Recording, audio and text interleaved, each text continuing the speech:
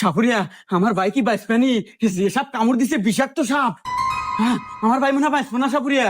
এই তুই কোনো টেনশন করিস না, আমি 42 বছর সাধন করা চিঙ্কু সাপুরিয়া, আমি 100 হাফ কেজি বিষ নামানা দেই। নন নন নন নন, মরে গেল মনে হয়, তাড়াতাড়ি আসেন।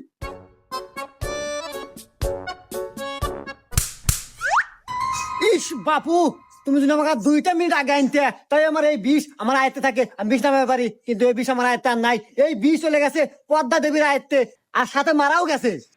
আচ্ছা সাপুরিয়া, আপনি জানি কত বছর সাধনা করিয়া আপনি সাপুরি হয়েছেন?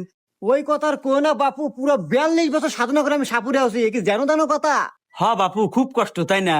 আচ্ছা সাপুরিয়া সাপ, আপনি যে কইলেন ওই মারা গেছে, আরে বাপু ও তো সাপই কামড় দেয় নাই, ও তো ঘুমাচ্ছে। আর যাক সাপ কামড় দিছে এ তো ঘরের মতো।